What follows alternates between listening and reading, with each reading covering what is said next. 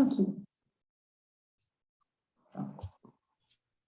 Então, tá joia, pessoal. Vamos dar sequência. Vocês estão vendo minha tela certinho? Ou tá com os quadradinhos do lado? Tá com os quadradinhos do lado. Então, vou fazer o seguinte, vamos sair aqui, Stop Share. Faz a apresentação primeiro, depois... Isso, agora sim, agora deu. Isso. Ok, deixa eu pôr para cá. Ok. Então, pessoal, a gente estava falando aqui no slide anterior, né, do quadrado mágico do Sol, 6 por 6, e uma construção que é simbólica, né, que é icônica, né, extremamente sagrada, que fica aqui todo o meu respeito ao Islã, né, que é a Kaaba, né, que literalmente significa quadrado em árabe, que fica na cidade de Meca. Né? Aqui tem uma associação que o Jane fez no curso dele, né, falando sobre os 6 anéis hexagonais infinitos da flor da vida, que são realmente cubos encaixados dentro de cubos, né, que isso é uma geometria infinita. Né? Ela pode contrair infinitamente, como pode expandir, né, infinitamente dentro desse padrão da flor da vida. Tá? E isso dá um significado maior para Meca, né, o centro muçulmano de adoração, onde milhares de devotos circundam um templo que, na verdade, é um cubo preto gigante. Isso também pode ser interpretado como uma mística quadratura do círculo. Né? Essa mística quadratura do círculo, tipo, de uma maneira muito superficial, diz respeito a gente trazer essa consciência, né, do uno, né, do divino, que é representado pelo círculo, né, para a nossa situação terrestre, manifestada que é representada através, né, do cubo, né, tanto que é o elemento terra, né, do sólidos platônicos. O nome de Alá, né, também é o nome de Deus, né, que é o nome de Deus, também é o número 66. Né? Então, 66 é o número derivado de Alá através da numerologia. Na verdade, é gemátria, né, quando eles associam o nome a um número, dando a certas letras certos valores numéricos. A numerologia também. Esse valor pode ser referido na arquitetura islâmica quando uma cúpula, um arco é cercado por 66 rosetas florais. Então, olha como é bacana a gente ter essas informações, né, que a gente pode ter a oportunidade de estar dentro de uma mesquita, e de repente a gente, poxa, tem uma cúpula, olha para cima, né, e vê esse padrão, né, que é bem característico na cultura árabe, né, enfim, a geometria sagrada é muito presente na cultura árabe, e olha para cima e vê aquelas rosetas, né, tal, e de repente, pá, sabe que aquilo dali é uma representação, né, de Deus, que essa energia divina está presente, né, geometricamente ou através da arquitetura dessa maneira também. Então, 66 também pode ser separado, né, para os místicos da inclinação xiita, o 66 se transforma em 6 e 6, né, que somados dá 12, que é o número dos verdadeiros ímãs do xiismo, né, que o nome dessa corrente é o xiismo duodecimano, tá certo? Aqui do lado a gente tem em árabe, né, como que se chega ao número 66, né? Allah, que é all in all, né? O todo no todo. Aqui embaixo a referência, tá? Então vamos lá. Voltando ao Jane, né, dentro desse curso da Geometria Sagrada para iniciantes, o 66 também está no hexágono de frequência 2, dentro desse padrão da flor da vida, que é essa imagem que a gente tem aqui do lado, que seria a primeira frequência, né, formada por essas 6 pétalas em amarelo, bem no centro, e o de frequência 2, F2, seria essa segunda volta, né, hexagonal, que daí já é formada por 42 pétalas, né, de dentro e de fora. Então, a gente tem na Flor da Vida, que tem 66 partes, né, na Flor da Vida, no anel de frequência 2, né, no ponto do meio do caminho, temos 42 pétalas e 24 triângulos, sendo igual a 66 partes. Ou seja, traz essa frequência também desse número nessa parte da Flor da Vida. Bom, relacionando a Flor da Vida e o quadrado do Sol. Tá? Olha só que informação louca essa. Os nós da Flor da Vida, realçados nessa imagem aqui à esquerda, tá certo? A gente tem 37 pontos nodais. Essa aqui é a imagem da Flor da Vida padrão, assim, que a gente encontra por aí. Então, quais são as qualidades especiais desse número ungido, né, o consagrado? Bom, os pares opostos desse cubo mágico do Sol, que a gente acabou de ver também, que também é conhecido como o cubo 6x6, né? Onde todas as linhas vão dar no 111.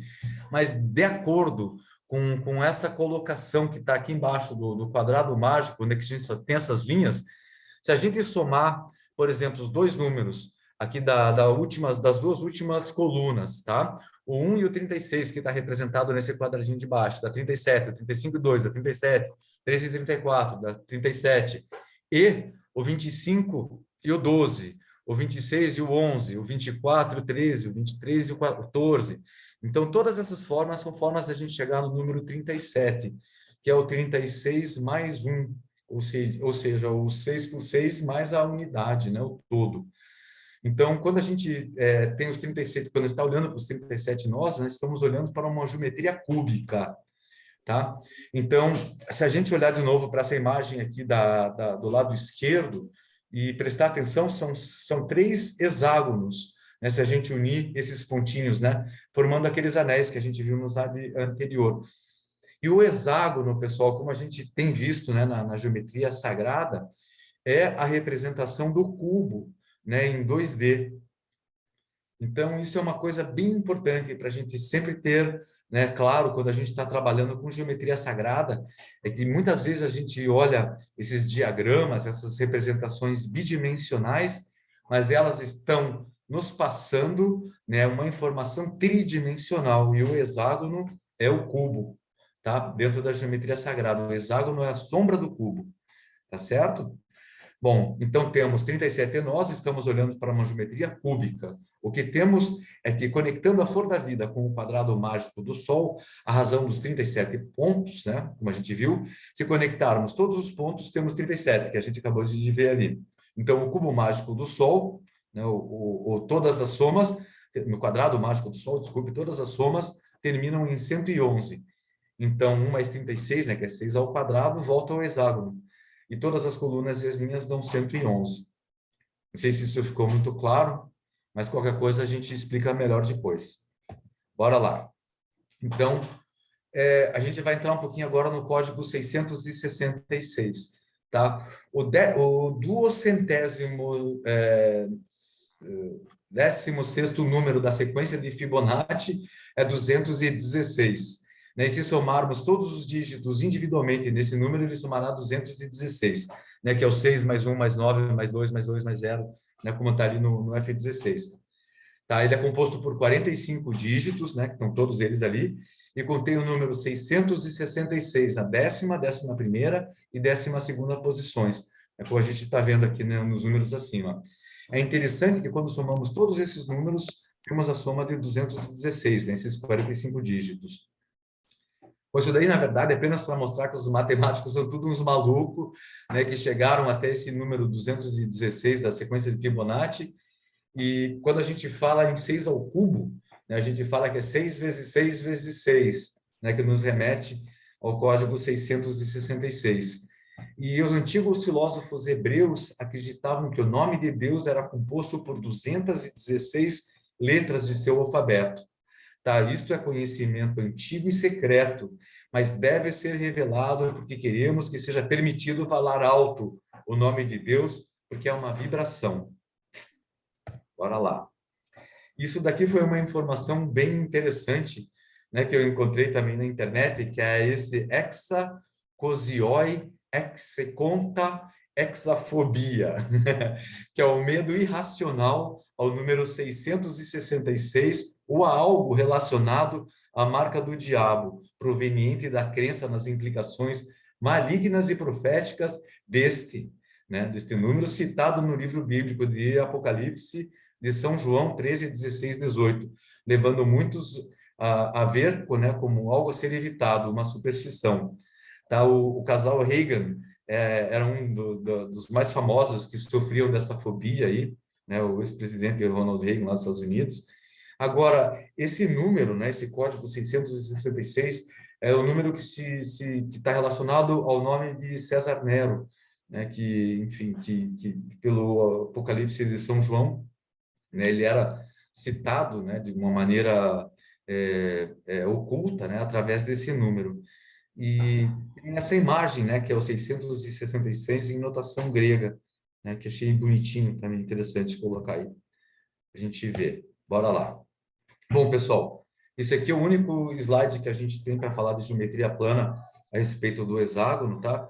Mas são informações importantes, mas que a gente tem elas, né? Se a gente começa a trabalhar com geometria sagrada, ou mesmo com geometria, é uma das primeiras coisas que saltam, assim, aos nossos olhos, tá? Então, ó, o hexágono regular é caracterizado por ser uma figura geométrica de 6 lados e 6 ângulos, que contém todos os lados com a mesma dimensão, podendo assim ser dividido em 6 triângulos equiláteros, triângulos que têm os 3 lados iguais.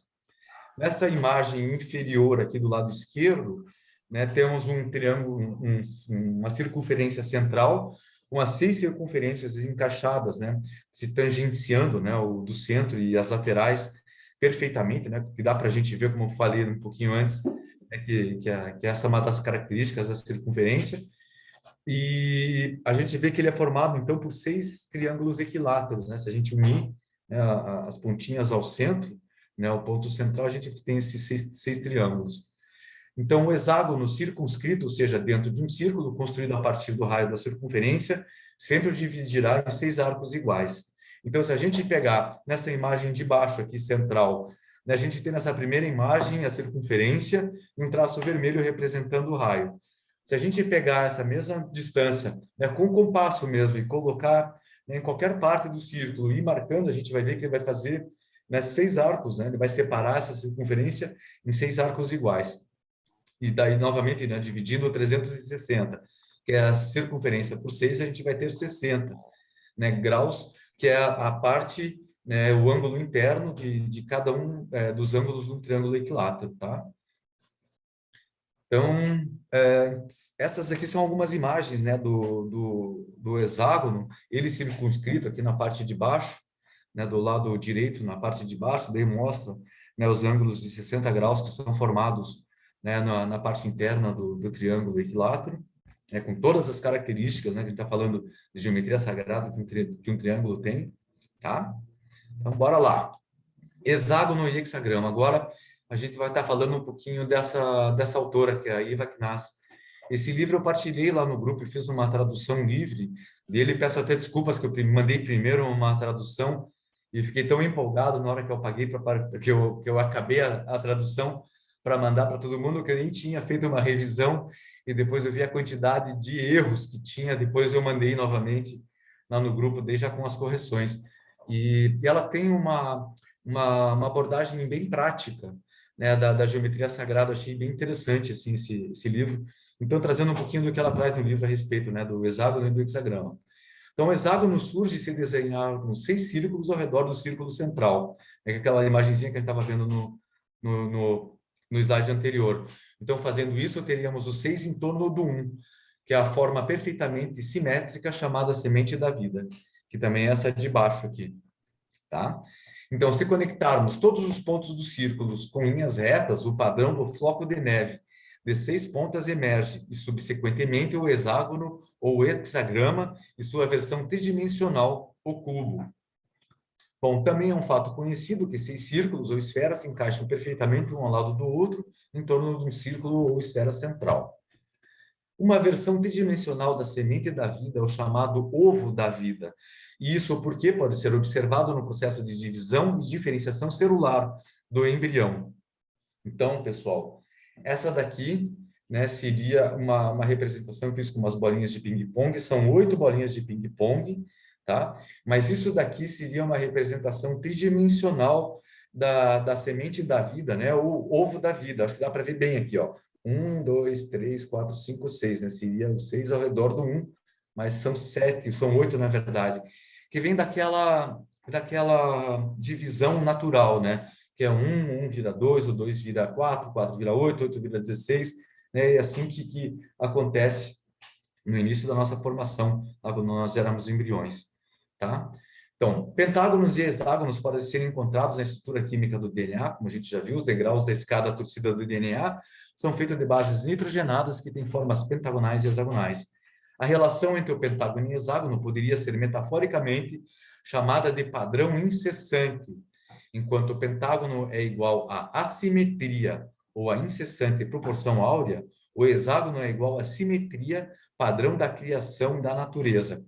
E a importância desses dois estarem, né, juntos no DNA é justamente isso. Como a gente viu na apresentação do número 5, né, o pentágono, o número 5, eles trazem um movimento, né? A proporção áurea, ela não é uma proporção exata. A natureza não gosta de pontos no meio equilibrados. Ela precisa, né, dessa relação, né, do 1 para 1,618 ou do 1 para 0,618, que é 1 dividido por 1,618, porque isso gera o movimento. Esse desequilíbrio harmônico é que vai gerar a espiral, é que vai gerar o catracamento, né?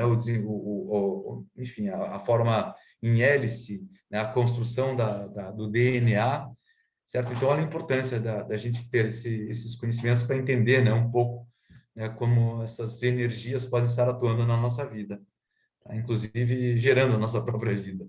Bora lá. Então, falar um pouquinho rapidamente, né, do semente da vida, né? Então, está relacionado às 8 células originais, né, que a gente tem umas representações embaixo. Então, se desenha as 8 esferas, entramos no processo da cosmogênese. Tá? É o símbolo de criação de nova vida e de renovação de inícios. Ajuda a nos reconhecer, a nos recordar quem somos e de onde viemos. Então, sempre que a gente utilizar esse diagrama da semente da vida, ela pode também trazer enfim, essa filosofia, né? De recordar de quem a gente é e de onde a gente veio, né? Pode trazer também essa energia da renovação, né? De inícios, também de novos inícios. Bom, o hexágono e o hexagrama também se formam figuras de proporção áurea. Existem 3 retângulos dourados dentro de suas linhas e um pentagrama imperfeito mais visível, né? Como a gente viu naquele slide lá no começo, nessa estrela de 5 pontas dentro da estrela de Davi, e o quadrado áureo, né? O retângulo áureo dentro do hexagrama. Também está ali. Tá joia? Ó, mais uma informação bem interessante, que o alfabeto rúnico, ele é derivado do hexagrama, e o alfabeto judaico também é derivado do hexagrama. Nessa imagem aqui do lado direito em cima, eu coloquei uma imagem da árvore da vida da Cabala, mas ela aqui está colocada completa, né? Porque normalmente a gente vê essa árvore da vida da Cabala de uma forma diferente. A gente vai ver no slide daqui a pouquinho ali. Tá, aqui ela está contendo as 2 estrelas de Davi, que segundo a autora seria a árvore da vida da Cabala completa. Tá? Então vamos lá. Agora, segundo a Judy Hall, né, no Guia Definitivo da Geometria com Cristais, o hexagrama, né, já utilizando daí como uma grade, né, o hexagrama primeiro, né, ele é conhecido como a estrela do Criador, estrela de Davi ou selo de Salomão, símbolo de proteção e unificação de forças opostas. Símbolo do chakra do coração, junção do céu e da terra, equilibra a energia primordial do universo, ou seja, o amor, nos lembra que somos filhos do espírito e da matéria. As 6 pontas representam 6 dias da criação e os 6 atributos de Deus: poder, sabedoria, majestade, amor, misericórdia e justiça. Então, o uso desse hexagrama, né, como uma grade com cristais, ele equilibra os nossos desejos íntimos com as necessidades do mundo exterior, né, porque o primeiro triângulo atrai a luz e a conserva dentro do espaço, e o segundo triângulo purifica a toxicidade e ancora a energia.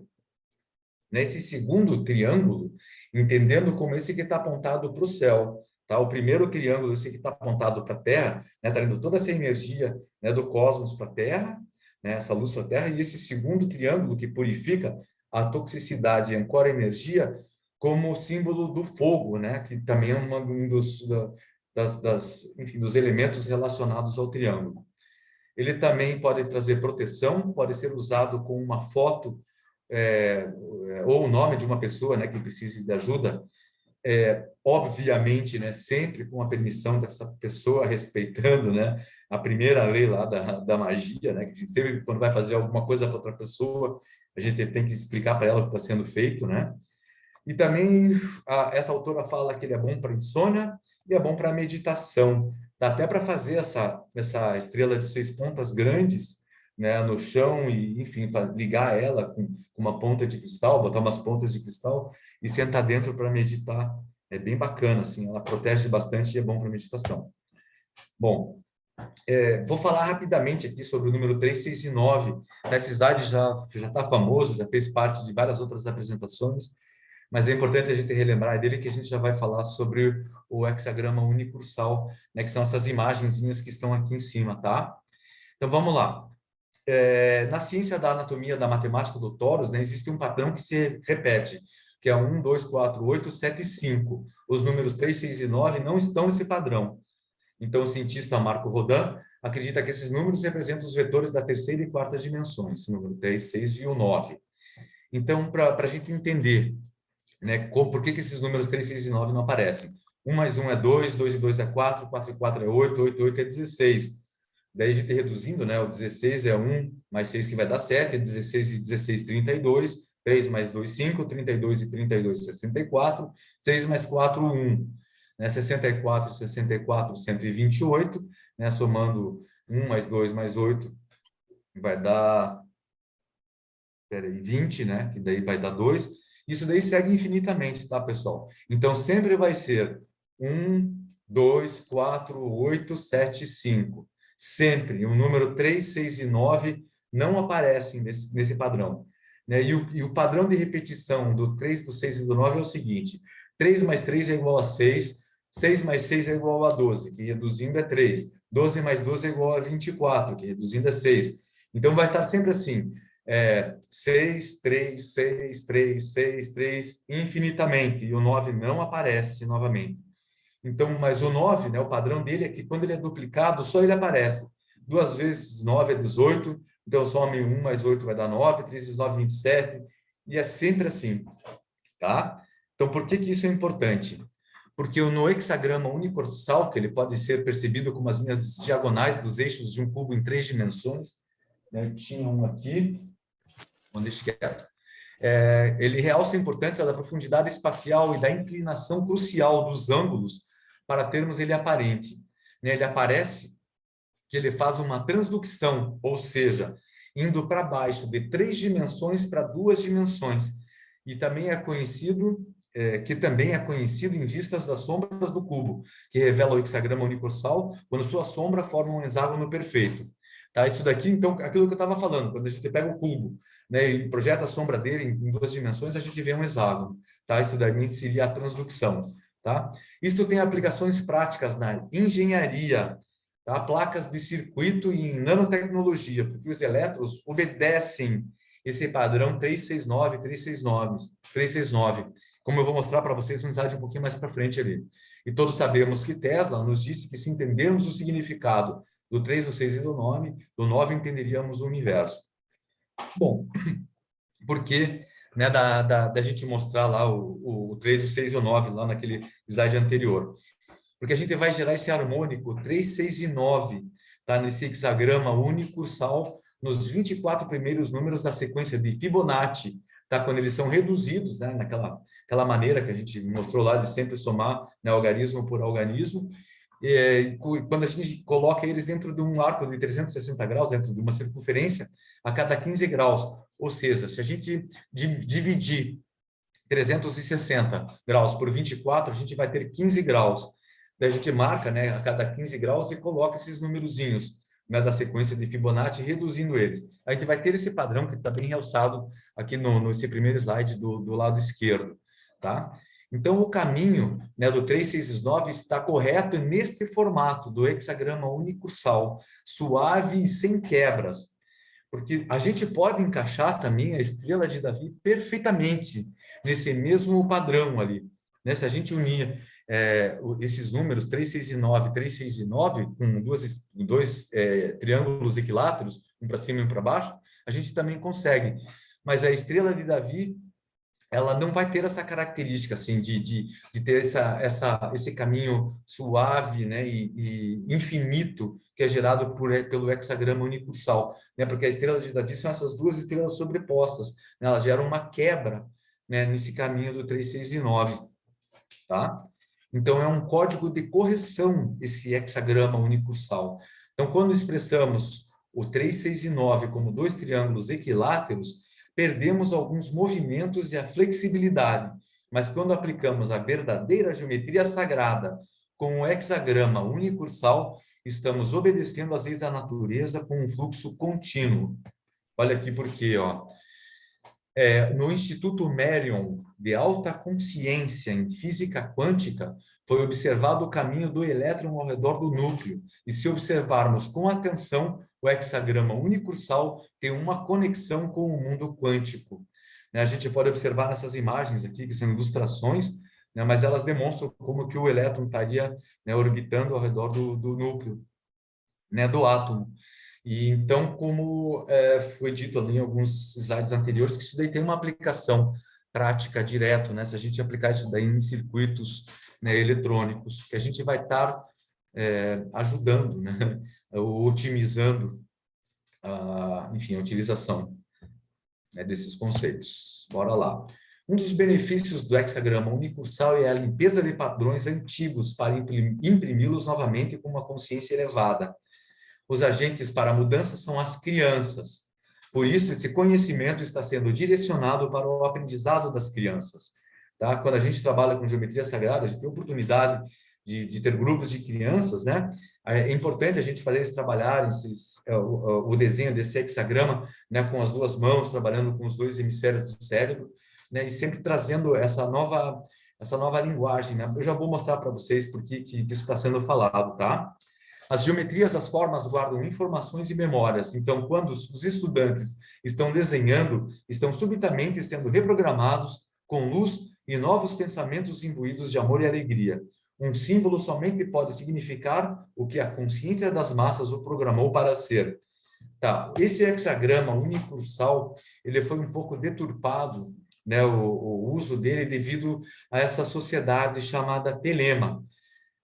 Aqui é um campo um pouco pantanoso, para a gente entrar. Eu não tenho conhecimento profundo a respeito dessa sociedade, tá? Mas o telema foi utilizado, o hexagrama unicursal foi utilizado pela telema, como um dos símbolos mais importantes, que seria o equivalente ao egípcio Ankh, que é aquela cruzinha, com arquinho em cima, ou a Rosa Cruz dos Rosa Cruzes, que ela foi derivada primeiramente em 1639 pelo hexagrama Mysticon de Blaise Pascal. Então, vamos lá. Telema é uma filosofia religiosa baseada em um postulado de mesmo nome, adotado como princípio fundamental por algumas organizações ocultistas, desenvolvida no início de 1900 por Aleister Crowley, um inglês e mago cerimonial. A lei da telema fazes o que tu queres, há de ser tudo da lei. O amor é a lei, o amor sob vontade. Tá? Esse fazes o que tu queres, a princípio seria dentro daquela concepção de Senhor, faça a tua vontade e não a minha. Por isso que o pessoal fala que o amor é a lei, mas é esse amor sob uma vontade divina, e fazer o que tu queres dentro dessa lei. Aí seria, tudo da lei, tá certo? Mas houve uma série de deturpações. Eu não sei, na verdade, a gente, sem saber, a gente não pode tecer julgamentos, Até porque o Aleister Crowley, ele era muito polêmico, E ele confrontava com muitas outras sociedades ocultistas da época. Ele é dissidente e falavam até que ele foi um dos fatores que gerou a dissociação de uma outra sociedade ocultista chamada The Golden Dawn, que seria o Alvorecer Dourado, tal, que tinha, enfim, que surgiu lá no começo de 1900.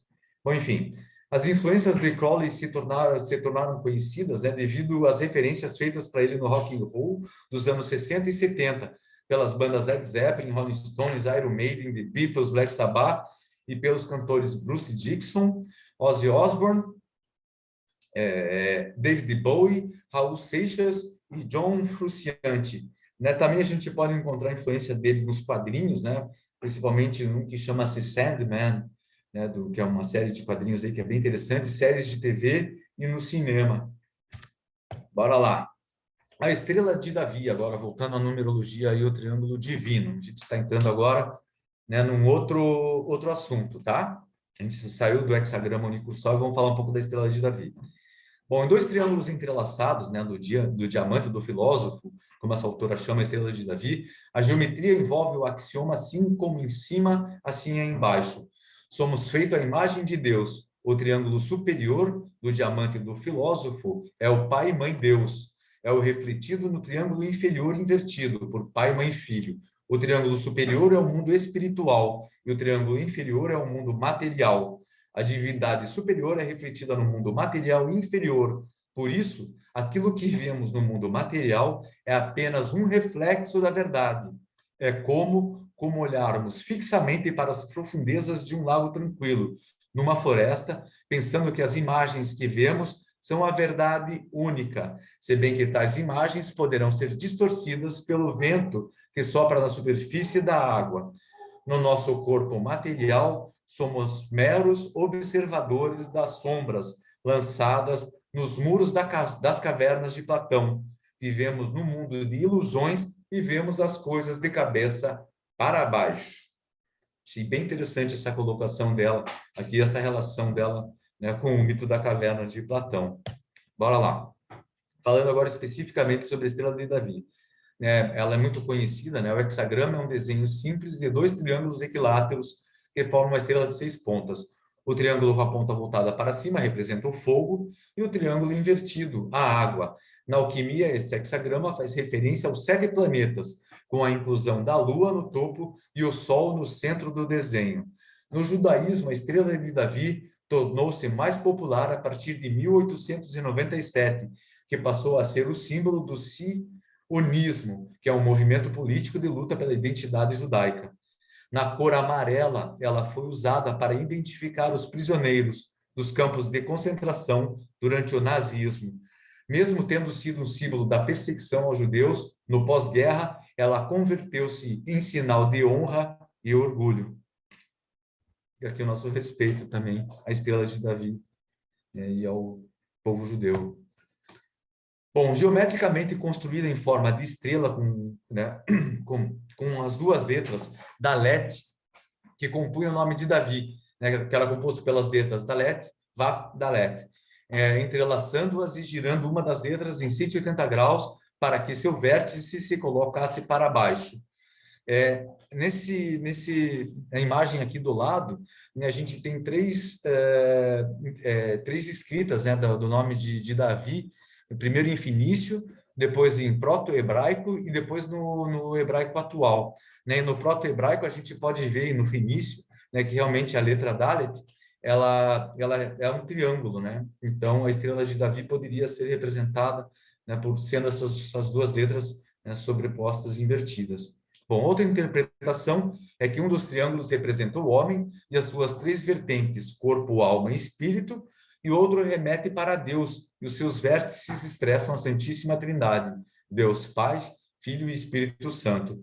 Bom, com o tempo esse símbolo tornou-se, né, símbolo da nação de Israel e do povo judeu, estando presente na própria bandeira de Israel. Está ali a bandeira de Israel do lado. No entanto, há um significado maior na estrela de Davi, pois muitos afirmam que ela é um símbolo do próprio Messias, Jesus Cristo. Né? Ele mesmo diz no livro do Apocalipse 22:12, eu, Jesus, enviei o meu anjo para vos atestar estas coisas a respeito das igrejas. Eu sou a raiz e o descendente de Davi, a estrela radiosa da manhã. A estrela de Davi. É um símbolo também conhecido como escudo de Davi, usado por seguidores do judaísmo. É um símbolo que apresenta diversas interpretações e que está presente em várias manifestações culturais e religiosas. Pessoal, nesse slide, aqui na parte direita em cima, eu coloquei a árvore da vida da Cabala na sua representação, como a gente sempre vê. Tá? E aqui está com o hexagrama unicursal do lado direito e com a estrela de Davi do lado esquerdo, tá? Unindo alguns efirotes. Tá? Em hebraico, a expressão estrela de Davi é Magen David, que significa escudo de Davi. É um símbolo de realeza e antigamente vários guerreiros do povo de Israel usavam esse símbolo nos seus escudos durante as batalhas. É por isso que também chama escudo de Davi. Na Cabala, por exemplo, a estrela de Davi remete para o confronto do bem contra o mal, do espiritual contra o físico. Além disso, os 12 lados da estrela podem representar as 12 tribos de Israel. Bora lá. Selo de Salomão. Em vários slides anteriores, os autores falavam que o selo de Salomão e a estrela de Davi eram o mesmo símbolo, né? Mas, na verdade, né, encontrei essa outra interpretação aqui de que o selo de Salomão ele é diferente, que ele é representado por 2 triângulos entrelaçados. Tá? O selo de Salomão simboliza a transformação dos processos alquímicos e é considerado um selo ocultista, usado na bruxaria, magia negra, alquimia, feitiçaria e na astrologia. O selo de Salomão é assim chamado pelo fato do rei Salomão ter usado um anel com esse desenho e que era utilizado como forma de afastar os maus espíritos, simbolizando assim a proteção divina. Por isso, acredita-se que esse símbolo tenha poderes mágicos. Tá? Então, na estrela de Davi são esses 2 triângulos equiláteros sobrepostos, um para cima e para baixo, e no selo de Salomão eles estão entrelaçados, formando uma estrela infinita. Tá certo? Bom, pessoal, vamos falar agora um pouquinho sobre o icosaedro. Tá? O icosaedro, como a gente pode ver, ele também forma um hexágono nesse desenho do lado aqui, se a gente pegar, né, só as linhas externas, né, desse poliedro. Tá certo? Desse polígono, né? Seria em 2 dimensões, poliedro em 3 dimensões. Bom, o icosaedro é formado por 20 faces, 12 vértices, 30 arestas, e se a gente somar todos os ângulos internos, a gente tem 3.600 graus. Então,